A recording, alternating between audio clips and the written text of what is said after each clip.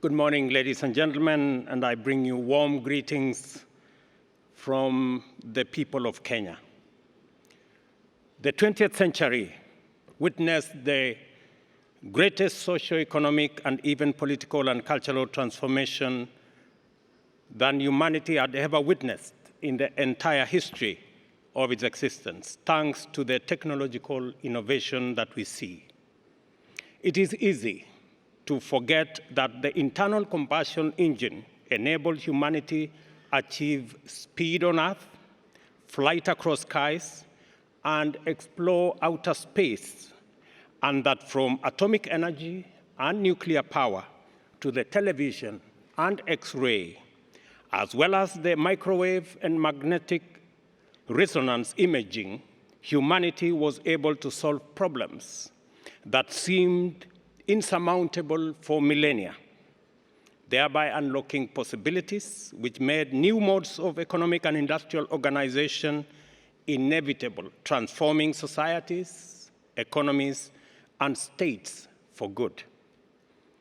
For all this, nothing in the past century compares in terms of sheer speed and scale of transformation, as well as implication for human well-being and disruptive socio-economic change with what we have experienced over the past few decades since the advent of computing and the miraculous explosion of ICTs, robotics, automation, machine learning, and of course, artificial intelligence.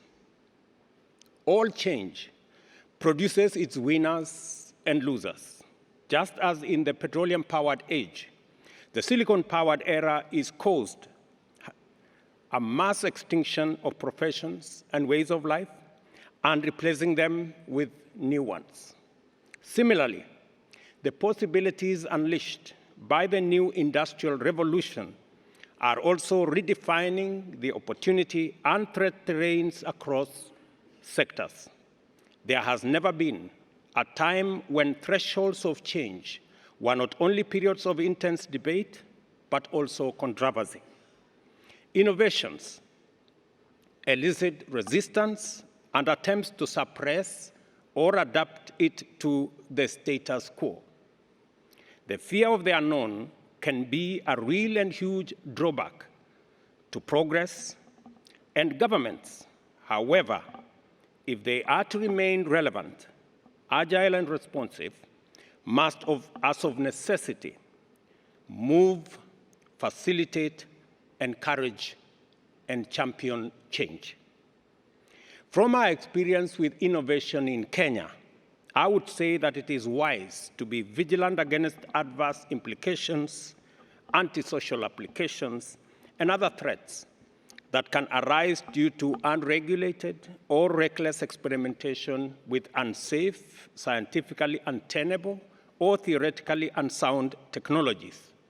Yet, and I repeat, yet, this must never be a ground to stand in the way of solutions to humanity's pressing needs.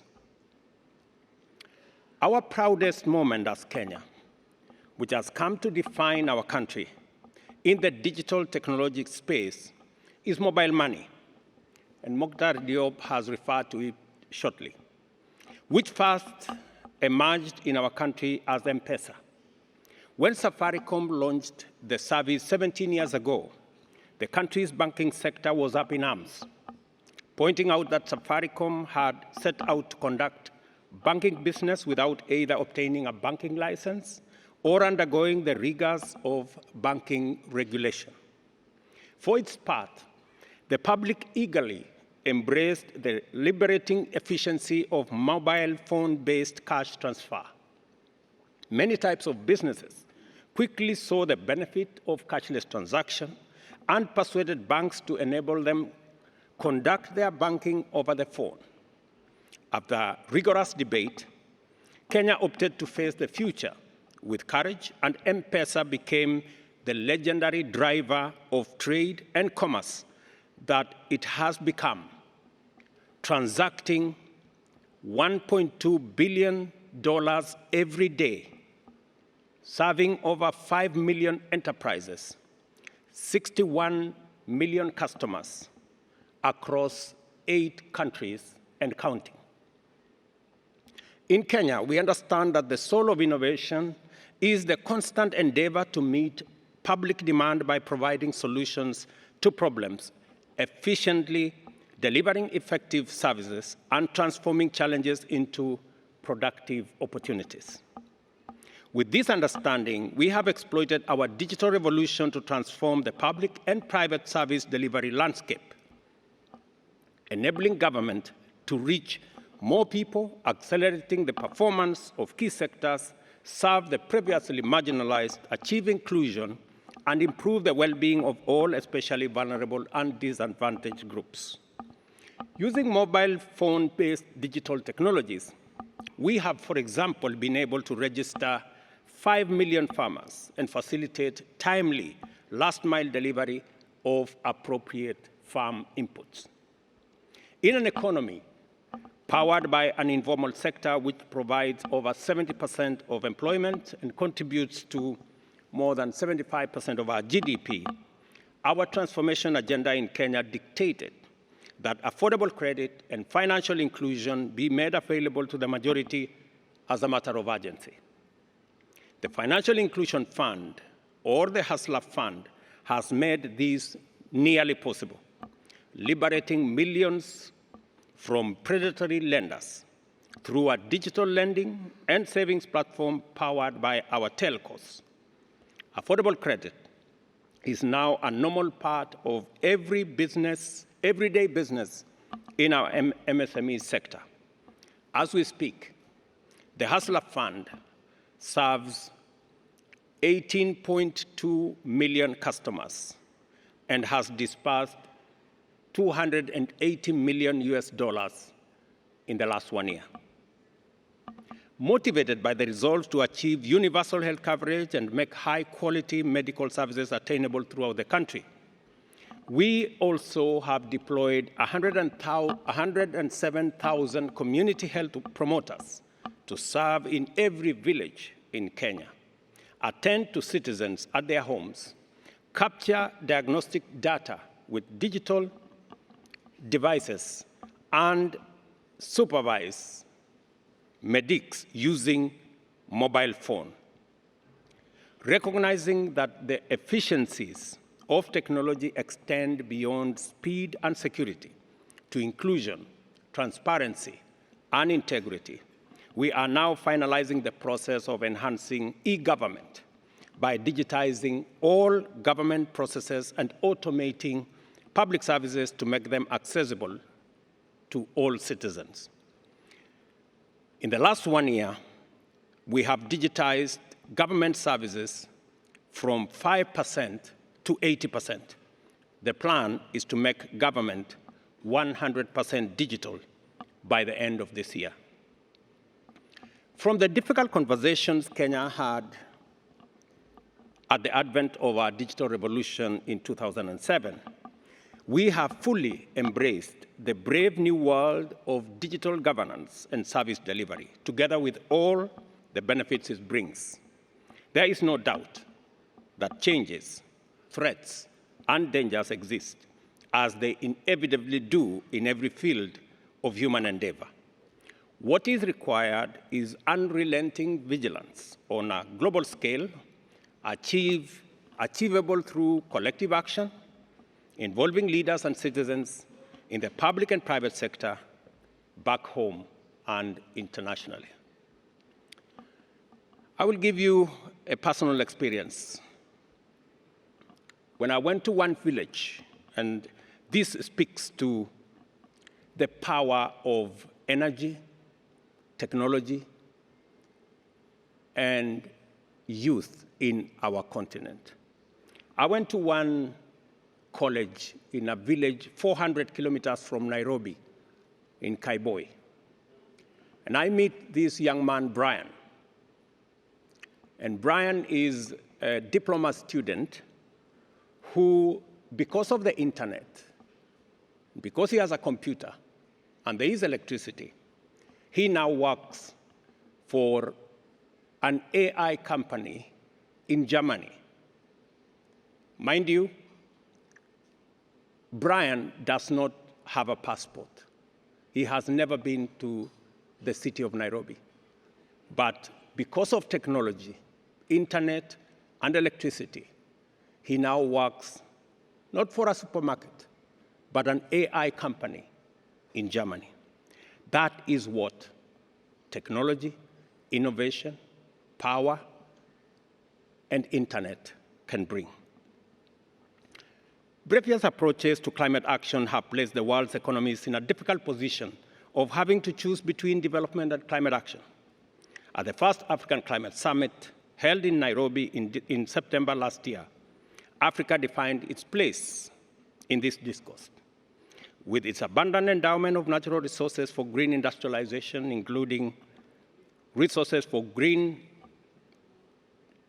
critical transition minerals, carbon sinks, and arable land, as well as the highest green energy potential from solar, wind to hydro and geothermal, Africa is the de facto epicenter of a green industrial revolution.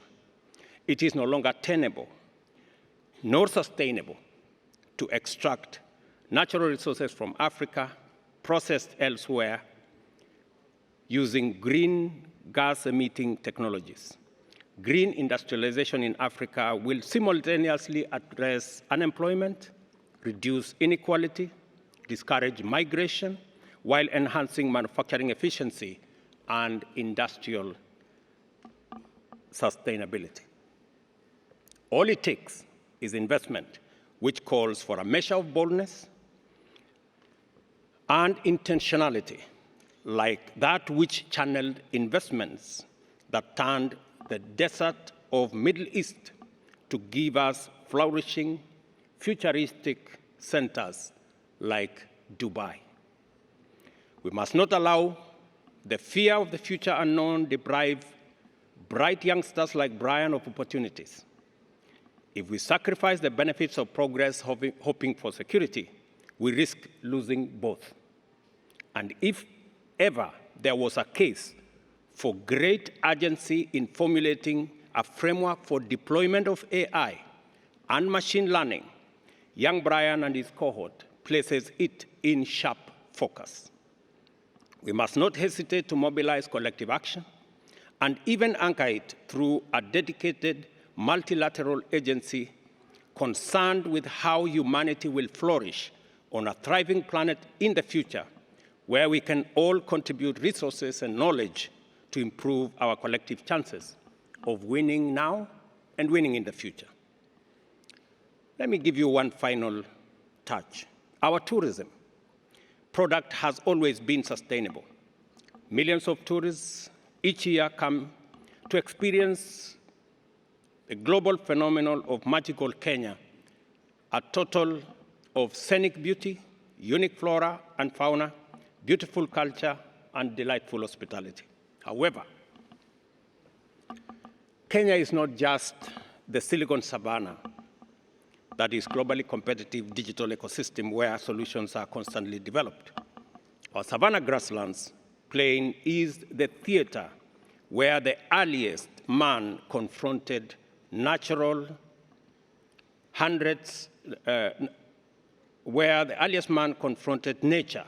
hundreds of millions of years ago. It has been scientifically documented that humankind's earliest ancestors lived in our country, with their earliest remains and settlements having been discovered in the Lake Turkana Basin to the north of Kenya. The story of early man is narrated through well-preserved ancient fossils scattered throughout our country, leaving no doubt that Kenya is the first home of humankind. On top of an already excellent and globally competitive tourism product, the people of Kenya have a message for all people throughout the world. Visiting Africa and coming to Kenya is more than tourism. It is an epic homecoming. And I dare say, welcome home. You will agree with me, finally, that Dubai is a good place to contemplate the future of the world. In this place, we have seen that courage, imagination, and science are the values we need to confront a challenging future with confidence and are far more precious than silver and gold. I thank the Sheikh Mohammed bin Rashid Al Maktoum and his government for the unwavering dedication to progress through innovation and availability to engage in and facilitate robust conversations about humanity in the future. George Bernard Shaw said, "You see things and I say why, but I dream things that never were, and I say, why not?" We must enhance our capability to continuously ask, why not, in order to stay ahead of a rapidly unfolding and wonderfully complicated future. That is why this summit is important. I thank you.